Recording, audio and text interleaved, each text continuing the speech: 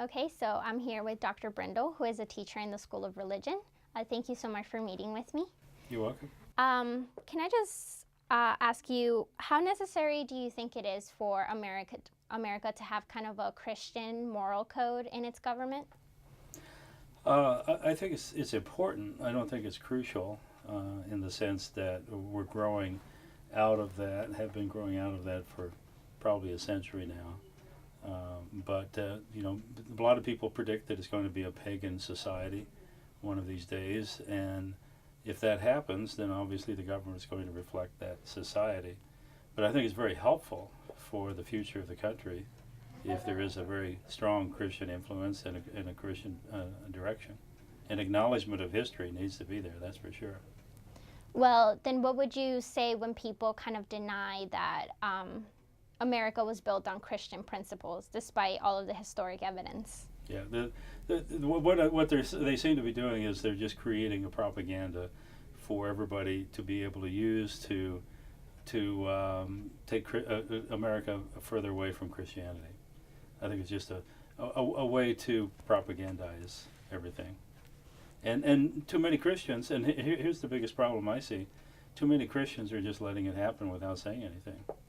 And they're not saying anything in their local government, or say their local school system or local school board, county and city governments and so on. And all they do on the national scene is maybe answer some surveys. They've got to do much more than that. Do you think that this kind of censorship that's bubbling over our government will carry on to other religions, or do you think this is just kind of targeting Christianity? I think it's actually targeting the majority religion. And if there were a different majority, it'd probably target that one as well. But Christians are probably less apt to do anything at this point in their history than the other religions.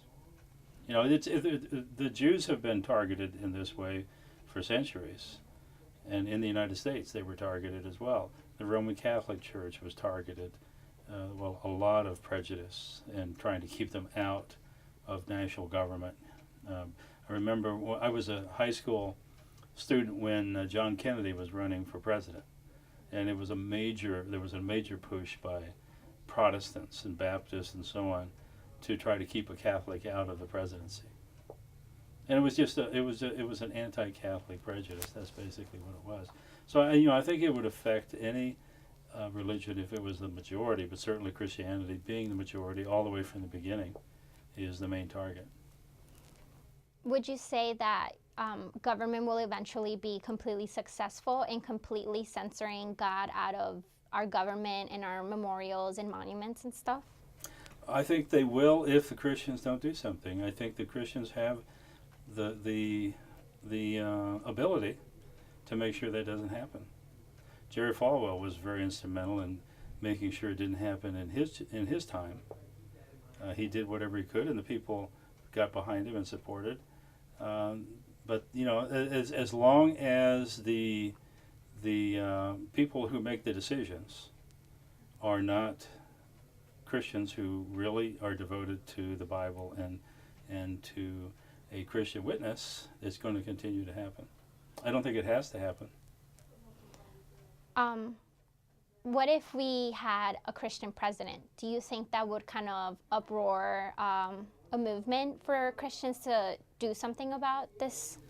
I think it would depend on what he did and what he said. We had a Christian president under George W. Bush, and as far as I can tell, it didn't do anything to bring a Christian witness back to government. I mean, he certainly did some things like the National Prayer Breakfast, and he appointed a liaison, an evangelical liaison, to try to get more focus on helping ministries of faith, and that may have helped in some areas, but it didn't really help overall. It probably pushed more because of the controversy of the war in Iraq and Afghanistan and so on, and the kind of militarism that went forward during his presidency. It probably pushed more people away from having a better Christian witness in government than anything else. I think over the last 30 years, probably, the time when we had a more positive Christian witness in government and things looked like they were reversing themselves was under Ronald Reagan. And even though he wasn't as outspoken as an evangelical believer as George W. Bush was, he, I believe, managed to get a much more favorable view of Christian witness in government than anyone has since. You can kind of get the sense that Christians are kind of taking on the attitude that religion and government are two separate things and they shouldn't go hand in hand. As a religion teacher, how would you encourage your students to get more involved and to make the movements that you say that as Christians we should be doing for the government? I think the basic thing is Christians need to be witnesses no matter what they're doing and where they are. I served on the Lynchburg School Board for 9 years, and I saw a number of Christians, well, probably almost everyone on the school board, most of the time when I was on that board, was a Christian. Some of them didn't want any Christian witness in the board activities at all. Others were quite outspoken. And I think that, what I decided at that time was that if Christians would just be Christians and say things that Christians say, there would be a Christian witness in government. And we were told at one point to quit praying in the name of Jesus at our meetings. We had prayer at the beginning of our meetings. And we were told to quit doing that because somebody was going to sue us. Well, those of us who were outspoken Christians just went ahead and did it. But we tried to make sure we did it in a very kind and biblical fashion and not in a judgmental way. And nobody sued us. It didn't really rouse any anger. But there were these constant ideas that threats that we were going to be sued. I think if people would do that in government wherever they are, for example, Rick Perry, when he led in prayer and exhorted Texans to pray at a meeting before he jumped into the presidential race. I think that the people of Texas, at least, and probably people in the country, expect their leaders to be what they are. And I think they can do that if they'll just act like Christians. They don't need to try to organize necessarily and take over government. The slogan that's often being used, we need to take back our country. What that really does or ends up doing is just inciting the opposite group to want to take back their country for atheism. And then we have two different groups at odds with each other. I don't think that has to happen. Okay, what would you say is the future of America if the censorship is successful and God is completely taken out of our government?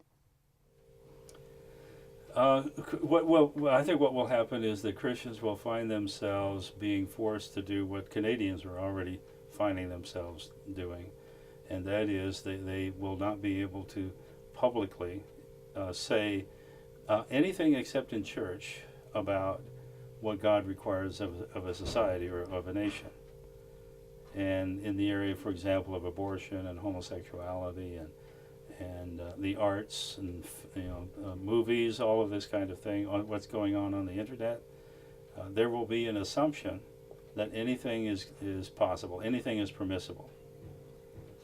Whatever anybody wants to do is okay. It'll be a total libertarian atmosphere, and if you say anything by way of judgment or criticism that stems from religion, then you will be seen as a hate monger. In other words, it will become part of hate crimes to be saying anything critical about anybody else's lifestyle. That seems to be where things are going, and it might be much quicker than we think. I would have thought, when I was a kid, I would have thought it would take hundreds of years to get to that point. Now it's probably no more than 10, 20, 30 years away if Christians don't start acting and talking like Christians. Okay, well, thank you so much for meeting with me. Okay, you're welcome.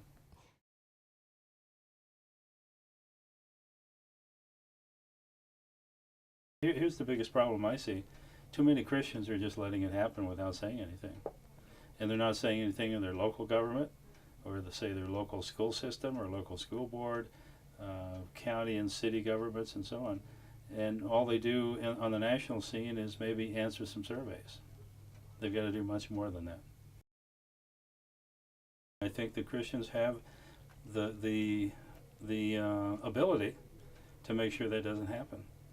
Jerry Falwell was very instrumental in making sure it didn't happen in his time.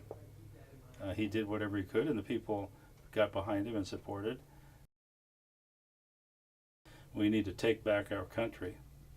What that really does, or ends up doing, is just inciting the opposite group to want to take back their country for atheism.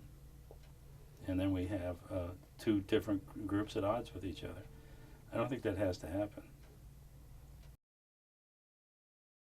When I was a kid, I would have thought it would take hundreds of years to get to that point. Now it's probably no more than 10, 20, 30 years away if Christians don't start acting and talking like Christians.